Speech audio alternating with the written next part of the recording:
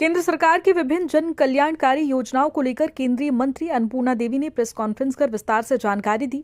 उन्होंने कहा कि विकसित भारत के संकल्प को साकार करने की दिशा में केंद्र सरकार लगातार नई योजनाएं ला रही है ताकि गांव, गरीब, किसान, महिला और युवाओं का सर्वांगीण विकास हो सके। केंद्रीय मंत्री ने बताया कि विकसित भारत जयराम जी रोजगार योजना के तहत रोजगार के अवसरों को मजबूत किया गया।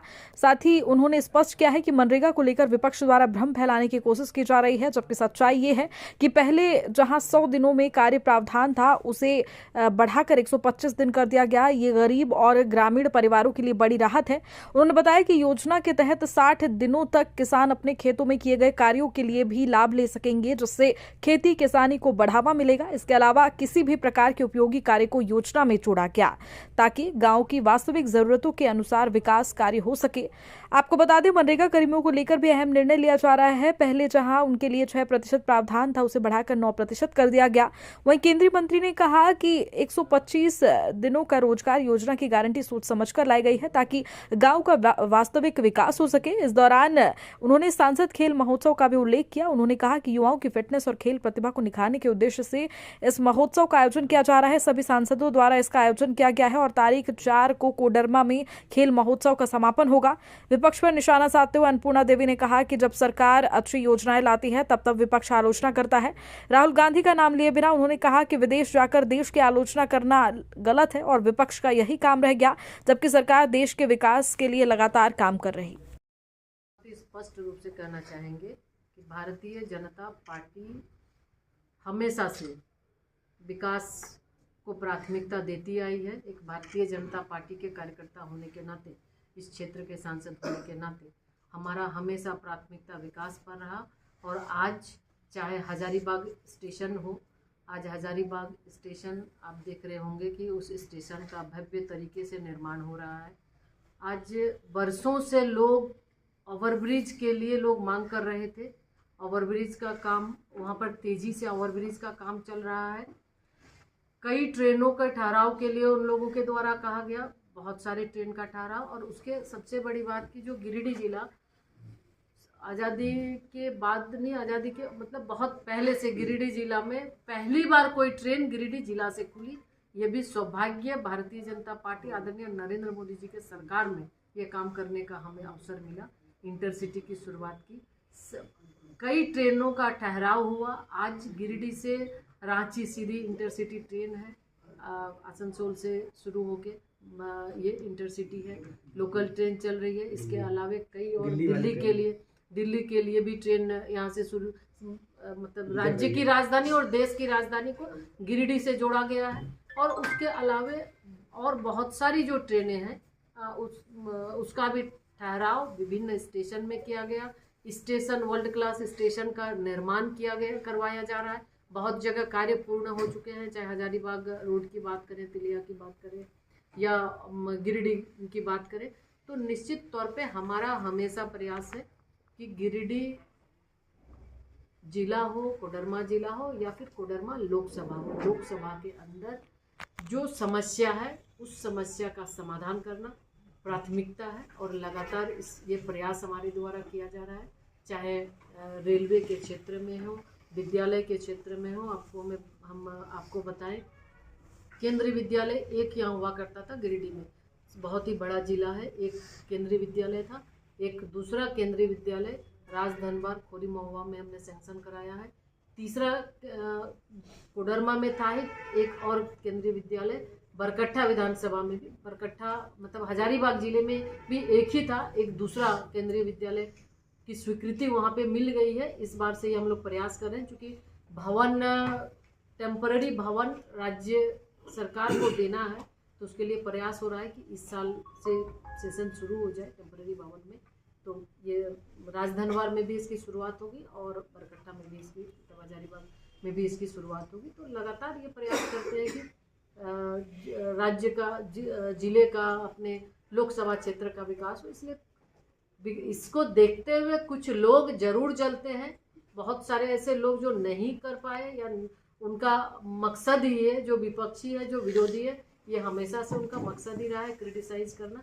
तो हम उस बात पे ध्यान नहीं देते हैं। मेरा लक्ष्य, मेरा मकसद कि क्षेत्र के हित में काम करते हैं। एक अंतिम सवाल है मैम, इस स्तर पर हम आदरणीय नड्डा जी को भी उनके प्रति भी आभार व्यक्त करेंगे कि गिरिडीह जिला में भी, चूंकि बड़े जिला बहुत ही बड़ा जिला है, यहाँ पर मेडिकल कॉलेज नहीं था, इसको देखते हुए उनसे मिले भी, बातचीत हुई, तो पीपीपी मोड पे स्वीकृति मिल गई है। तो जैसे ही प्रक्रिया जो फॉर्मेलिटीज होती हैं, प्रक्रिया समाप्त होगी, निश्चित रूप से। मैडम, ग्रामीण क्षेत्र में जो स्वास्थ्य व्यवस्था काफी दयनीय है मैडम।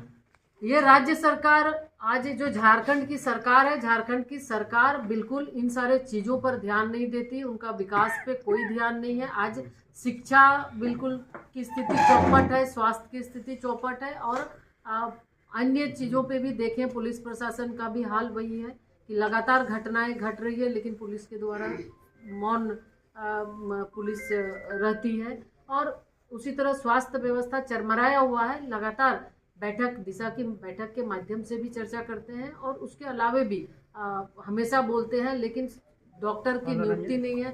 नियुक्ति में भी धांधली इतनी है कि लोग परेशान हो गए। स्कीम ही बनाई, तो मनरेगा चलेगा या नहीं? इसके माध्यम से इस योजना के माध्यम से, क्योंकि कुछ जो लिमिटेशन था, बिल्कुल इसमें वो सारी चीजें हटाते हुए ये बहुत नए तरीके से बनाया गया है, आधुनिक तरीके से बनाया गया है, ताकि आम जनमानस की जो भावना है, लोगों को जिस तरह के कार्य चाहिए, जो बाध्यताएं थी, उन सारे चीज़ों से अलग हटके, ताकि आम लोगों को इसका बेहतर लाभ मिल सके, गांव का विकास हो, आम किसानों के हित में ये जी राम जी स्कीम है, किसानों को बेहतर लाभ मिल सके, किसानों की आय दुगुनी हो, किसान आगे बढ़े, जो अन्नदाता है उनको। तो इन सारी चीज़ों को लेकर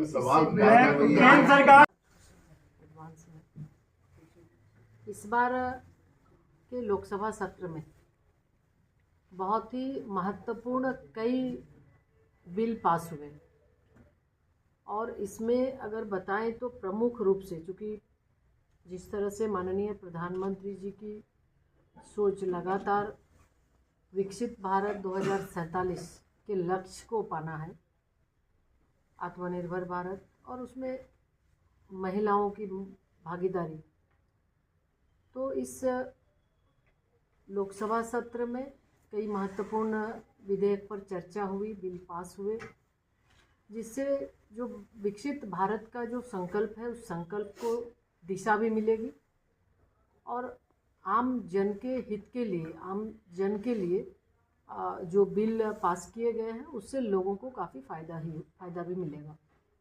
और हमेशा प्रधानमंत्री जी ये सोचते हैं, कहा भी करते हैं, जो अंत्योदय लक्ष्य है कि जब तक अंतिम व्यक्ति तक विकास की किरण न पहुँचे, तब तक हमें चलते चलना है, चरे बेती में आगे बढ़ना है। बार बैठक हुई है, दिशा की बैठक हुई है, आप सब लोग भी उसमें शामिल हुए होंगे, कि जो भारत सरकार के माध्यम से जो योजनाएं चलाई जा रही है, चाहे वो जल जीवन मिशन की बात करें, प्रधानमंत्री ग्राम सड़क योजना की बात करें, या शिक्षा विभाग या अन्य योजनाओं की बात करें, हम महिला बाल विकास की, तो राज्य सरकार के द्वारा योजनाओं को, उनका ये दृष्टि नहीं है कि इस योजना के माध्यम से राज्य की जनता का हित हम करें, उनकी भलाई करें। ये इन सारे योजनाओं को ठेकेदारी पे ले जाते हैं, और हर एक योजना जो जनहित का है, जनोपयोगी है, उनको वो ठेकेदारी की भेंट चढ़ा देते हैं।